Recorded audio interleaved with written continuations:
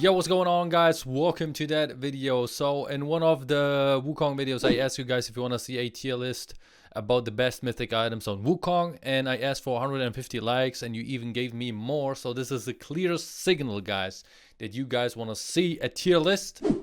And here we are. I told you many times, boys. I told you many times, man. You asked for something and I deliver. That's right, I deliver. First things first, big disclaimer. This tier list is based on my opinion. All right, you don't have to agree with what I'm saying. It is based on my experience with this champion in this season. All right, so you can disagree or agree in the comments. Feel free to leave me your opinion about this tier list or about the mythic that you pick up on Wukong that you think is the best mythic item on Wukong, guys. All right, so with that being said, let's start with the last row over here. So you can see these are the possible mythic items that you can build on Wukong. So we have Duskblade over here, we have Eclipse, I forgot the name of that, Immortal Sheetbow, Gale Force, we got Trinity Force, we got Gold Rinker, we got Divine Thunder, we got Stride Breaker, and a Kraken Slayer. All right, these are the possible mythic items that you can build on Wukong. I left out, of course, all the AP mythic items and all the tank mythic items. All right, so of course all the support mythic items as well. Over here we got four rows, guys. We got the best mythic, we got good mythics, we got bad mythics, and we got basically trash mythics. And I'm gonna explain everything step by step. All right, we're gonna start things off with the best row. Okay, the best mythic item, in my opinion, is Divine Thunder. So you might be asking yourself, why is that so? It's really easy, because you can proc it really easy with Wukong. Whenever you Q, you will basically proc it. You will do 12% damage based on the target's health, and you will heal yourself. And with the last update that Riot came up with, where Wukong can now actually apply on-hit effects with his Q, Divine Thunder is even better. Especially with the buff that it received back then. I don't know which patch, but then they went from 10% to 12%. So this is really good. It gives you a lot of things that you need. It gives you CDR, I mean ability haste. It gives you health, damage, of course, and heal. So that means sustain. I'm going to continue with the Gold Rinker. Gold Rinker used to be over here, guys. Gold Rinker. So these two items used to be on in the best row. But with the upcoming changes, Gold Rinker will be more like over here.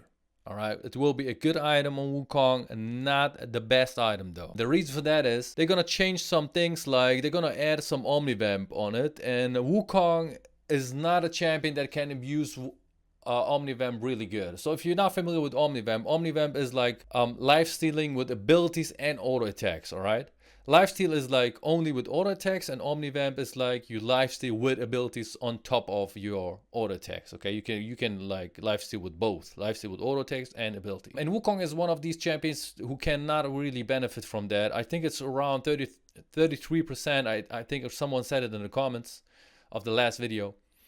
I think it's around 33% that Wukong can benefit from Omnivamp. He has like two abilities where he cannot auto attack people, or where the abilities cannot apply Omnivamp, which is his W. If you press W, his decoy will not lifesteal for you. It doesn't matter what the decoy does. If he like mimics your ult or mimics your auto attacks, it will not lifesteal. So that means your W will not apply Omnivamp. Then we have the ult. You can cast ult like 2 times. That means whenever you cast ult, you will be not able to auto attack.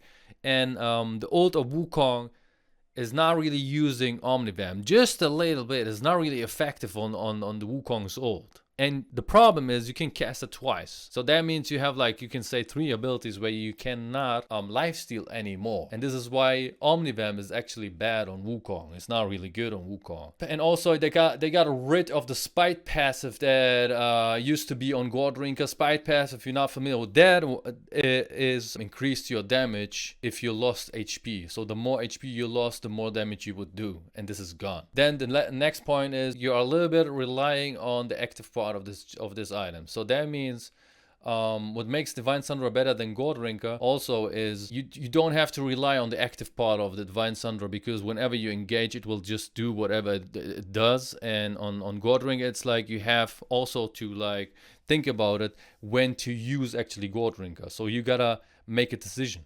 So that means the lower you are, the more you will heal. So that means you don't want to press it immediately if you hop into team fights. You want to wait for the perfect situation, for the perfect moment to actually use this item. All right, so you're a little bit like depending on the active part, which is not the case for Divine Sunderer. All right, I have actually added another row, guys, which is the not bad row before the bad row starts, okay? We're going to continue with Stridebreaker, and I would put Stridebreaker over here. I have a lot of experience with this item. I did a lot of games with this item, trying to reach a diamond with the Wukong, and Stridebreaker was a part of this build. And I liked it a lot. It is not bad, but I think Goldrink is better than Stridebreaker. Still, even though with the changes, I think you get more from Goldrinker that Wukong actually needs than from Stridebreaker. So this is why I'm going to put Stridebreaker over here. Stridebreaker only offers you this slow, while Goldrinker offers you more sustain and heal. Alright, we're going to continue with Trinity Force, guys, and I'm going to put a Trinity Force not in the best bracket, not in the good bracket. Oh, you might be like, what? Trinity Force definitely the good bracket, man. What's going on with you, King Kong? Hey, this is my tier list. I told you, man. This is my tier list, man. All right, if you don't agree, just disagree in the comments. No problem, man. All right, I'm gonna put Trinity Force not in the bad bracket though. Also not in the trash bracket, guys. Hey, big surprise. I'm gonna put it in the not bad bracket. Trinity Force is really situational.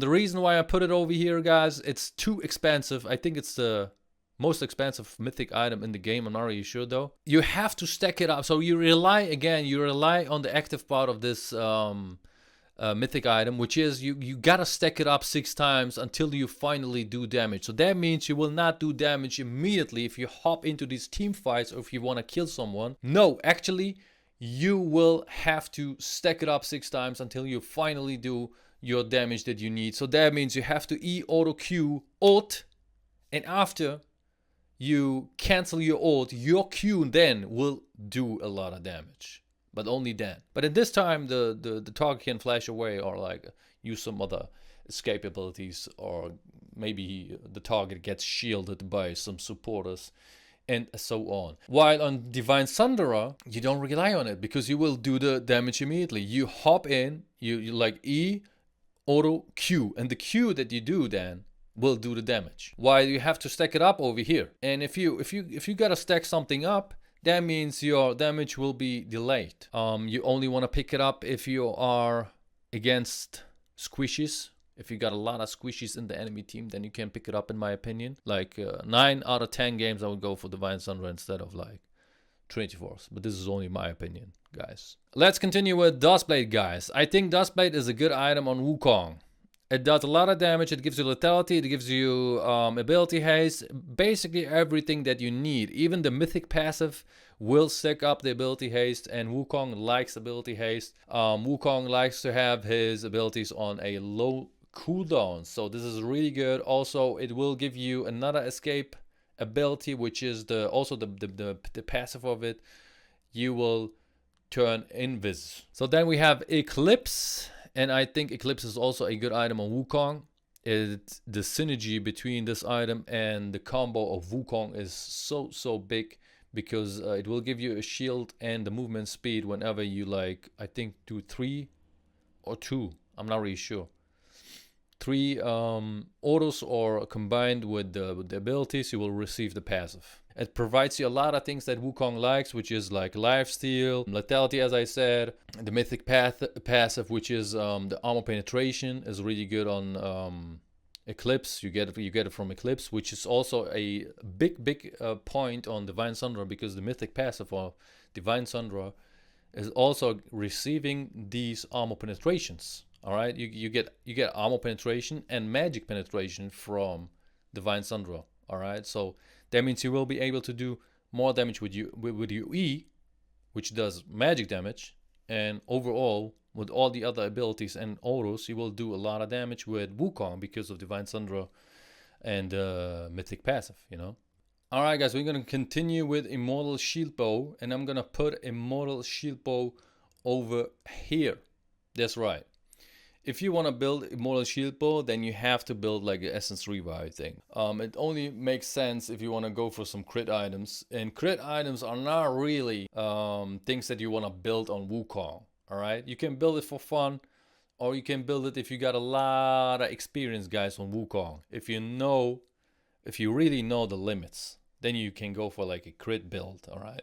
Other than this, I would say this is a not bad item, because also it gives you a lot of things that you can benefit from as Wukong. You will get that shield, you will get a lot of damage, lifesteal. The mythic passive of it is also good. You will stack up AD and HP, I think it is. Alright everybody, we're gonna continue with Kraken Slayer. I'm gonna put Kraken Slayer over here. No. It's of course not the best mythic item, okay? It's just a joke, guys. We're gonna put it over here. No, I gotta put it over here. All cool, guys, all cool. We're gonna put it over here, guys. That's right, in the trash bracket. Why do I put it in the trash bracket, guys? I'm gonna tell you. Just hold on, everybody, alright? Just calm your titties, alright? Kraken Slayer is a really bad mythic item because you gotta do the following to actually proc the active part of this item. You have, as Wukong, you have to auto Q and do another auto to proc the passive, to proc the active part of this item. So that means you cannot go for the usual combo that you need to do as a Wukong player, which is like auto Q ult into W into Q ult. You cannot do that with Kraken Slayer. You have to put a auto in between the ult and the Q. So that means you will give you will give the enemy, the target, some time to actually react to the situation and flash or use any escape abilities because of that. So you will not proc it many times because of Wukong's E not being an auto attack, because only auto attacks can proc the active part of this item. And E, Wukong's E is not an auto attack, alright? Talking about trash mythic items, guys, I think this item is also in this bracket. Yes, it gives you lethality, but this is the only thing that you get from this item, and you are again relying on the active part of this item. That means you gotta press it, alright? You will do more damage if you pressed it. So you gotta press this item, you gotta use this item to actually do more damage.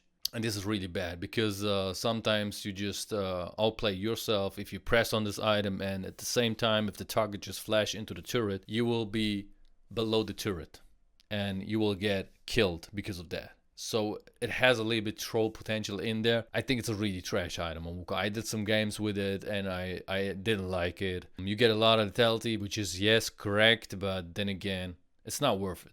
Alright, it's not worth it in my opinion. It's a trash item. Don't use it. Last but not least, everybody, is Gale Force, and I'm gonna put Gale Force over here.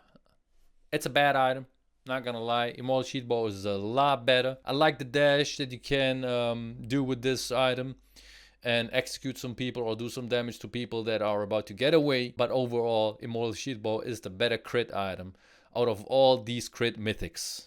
I think Immortal Shield Bow is the best, and this is why Immortal Shield Bow is in the not bad bracket, while these crit items are in the bad or trash brackets, guys. You get only movement speed from this item as the mythic passive. You don't really need that. You receive another dash. You don't really need that because you got already like 2 dashes. So why would you even stack up the dashes? You know what I'm saying? So you don't really need the things that this item offers you. So why would you buy it? Alright, this is the question here. And if you got something else that does the job better than Gale Force, hey, go for it, which is like Immortal Shield Bow. You get the big ass shield because of this item, which is a lot better on Wukong than anything else. Alright, you can stay longer in team fights and so on, boys and girls. Well, this is my tier list, everybody. The best mythic item, I think, from now on, with the God Rinker changes, nerfs, whatever you want to call it, I think these are nerfs. I think the Vine Sundra is the best mythic item. And everything else, as you see over here, this is how I rate the mythic items that are possible on Wukong. Leave me your thoughts in the comments, guys. Do you agree with that tier list, or do you not agreeing with that? And if you want to change something, just tell me in the comments, what would you change? Like, would you drop Duskblade over here? Or would you leave it over here? Would you put Trinity Force in the good bracket, or maybe in the best bracket? Down in the comments, guys. I would love to read from you. And with that being said, hey, have a wonderful day.